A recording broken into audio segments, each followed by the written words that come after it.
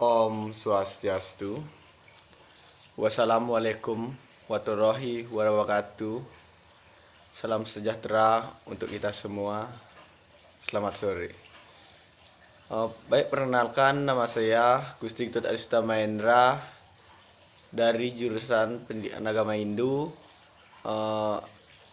Institut Hindu Dharma Negeri Denpasar. Di sini saya akan menjelaskan atau memaparkan kegiatan mengajar dari rumah, yaitu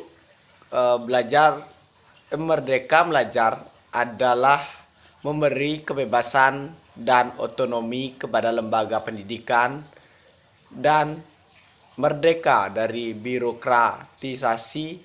Dosen dibebaskan dari birokrasi yang berbelit serta mahasiswa diberikan kebebasan untuk memilih bidang yang mereka sukai.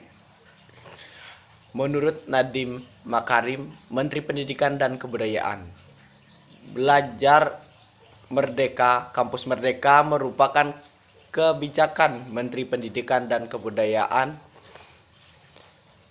yang bertujuan mendorong mahasiswa untuk menguasai berbagai keilmuan yang berguna untuk memasuki dunia kerja.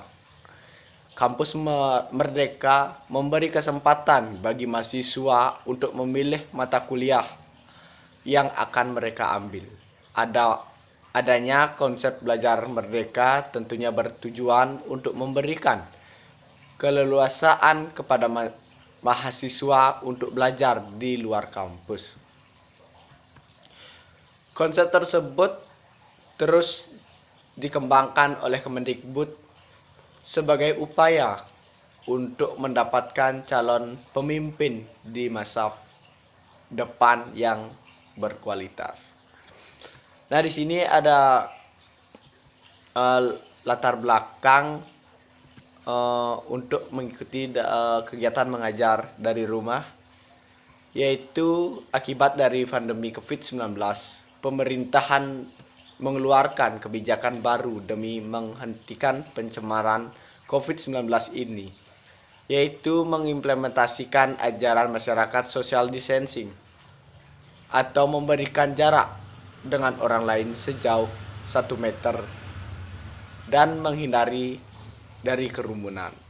Selain itu, pemerintah menerapkan kebijakan untuk di rumah saja, dan kegiatan apapun yang berhubungan dengan perkumpulan atau pertemuan ditiadakan dan diganti oleh media online.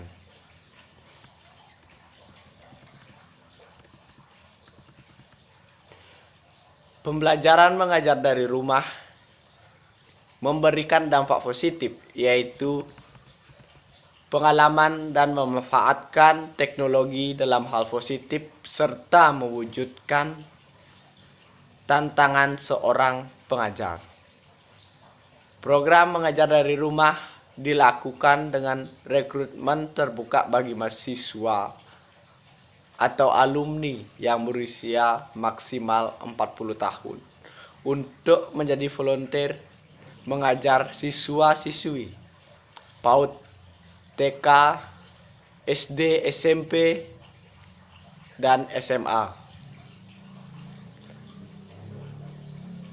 yang berasal dari tetangga rumah dan tetap mematuhi protokol kesehatan yang berlaku. Program ini sangat efektif karena membuat siswa nyaman dan orang tua pun senang tanpa ancaman tertular COVID-19. Selain itu, program ini dapat membantu meringankan beban guru sebagai tenaga pengajar. Program ini sangatlah bermanfaat bagi kaum muda milenial untuk melakukan penimbangan ilmu, menambahkan pengalaman, relasi, dan selain berwujud dengan keadaan apapun.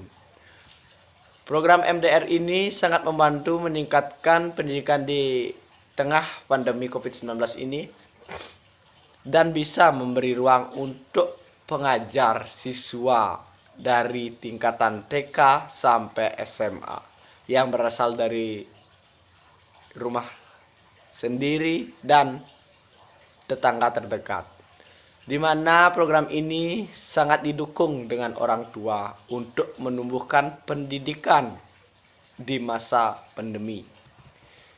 Nah, ada tujuan dalam kegiatan ini. Ialah dalam mengikuti program mengajar dari rumah,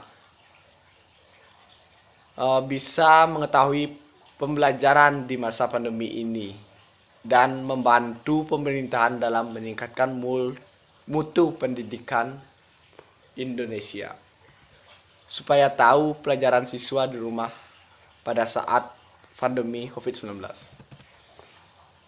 Nah, sasaran dari kegiatan ini yaitu adalah sasaran dalam mengikuti program ini ialah dari keluarga sendiri,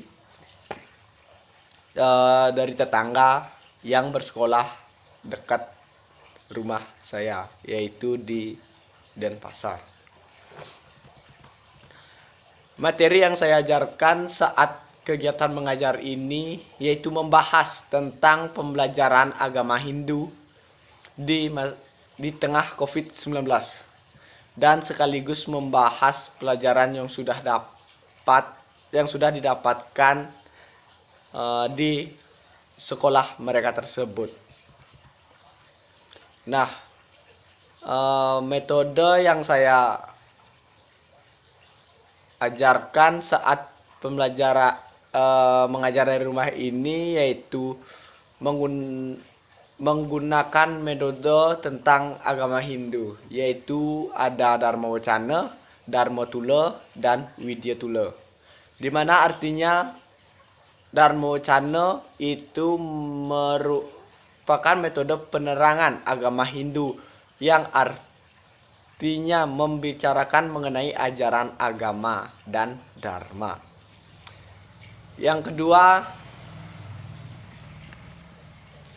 Dharma Tula adalah jawaban tentang agama Hindu melibatkan semua potensi, terutama generasi muda, agar dapat menampilkan topik tertentu untuk kemudian dibahas bersama dan dalam kelompok yang ada.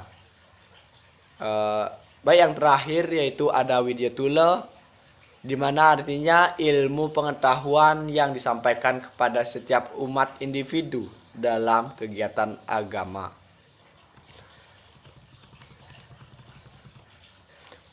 Dalam kegiatan MDR ini pertama kali pas saat saya mengajar siswa tersebut sangat sulit untuk membaca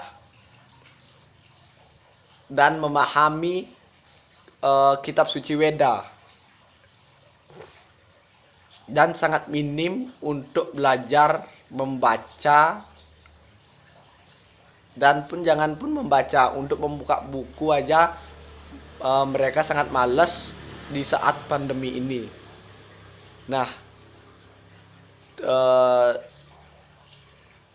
dan pertemuan selanjutnya setungkara siswa yang saya ajarkan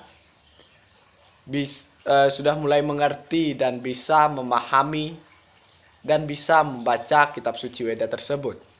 Dan orang tua siswa tersebut sangat bangga kepada anaknya dan berterima kasih sudah mengajarkan anaknya di saat pandemi COVID-19 ini, karena orang tua tidak bisa fokus kepada anaknya karena dia ada fokus ke memenuhi memenuhi beban keluarga tersebut. Nah, sekian video saya ini. Saya sangat berterima kasih dan saya tutup dengan Parama Santi.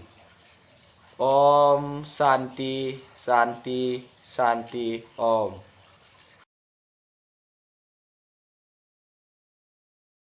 Ya, saya ingin mengucapkan terima kasih kepada tim Kemendikbud yang juga telah membantu menyusun program-program tersebut. Terima kasih, kita masuk saja kepada inisiatifnya. Ada 4 inisiatif Merdeka Belajar yang akan kita laksanakan. 4 jenis kebijakan perubahan yang sangat penting. Yang satu, topik pertama adalah mengenai USBN. Yang kedua adalah mengenai UN, ujian nasional. Yang ketiga adalah mengenai RPP, rencana pelaksanaan pembelajaran. Dan yang terakhir adalah mengenai zonasi. Bapak-bapak, ibu-ibu, sebelum saya masuk kepada detailnya, sekedar mengingatkan mengapa konsep Merdeka Belajar ini begitu penting. Karena hanya dengan kemerdekaan kelembagaan unit pendidikan, hanya dengan kemerdekaan kreativitas dan inovasi daripada guru, hanya dengan hal itulah pembelajaran di dalam kelas bisa terjadi secara sungguh. Jadi ini mohon diyakini, itu yang kita butuhkan, dan kami semua di Kemdikbud tidak akan mungkin bisa mencapai ini tanpa dukungan bapak-bapak, ibu-ibu di ruangan ini. Terima kasih. Oke, kita masuk kepada topik yang pertama, USBN. Bapak-bapak, ibu-ibu, semangatnya Undang-Undang Sisdiknas itu sudah jelas bahwa murid itu dievaluasi oleh guru dan kelulusan itu ditentukan melalui suatu penilaian yang dilakukan oleh sekolah. Itu memang semangatnya Undang-Undang Sisdiknas.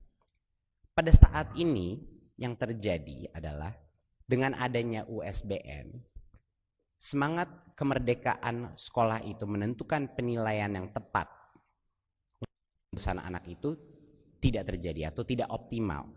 Karena dia harus mengikuti soal-soal yang berstandar, artinya kebanyakan pilihan ganda, kebanyakan format yang hampir sama. Dan kurikulum 2013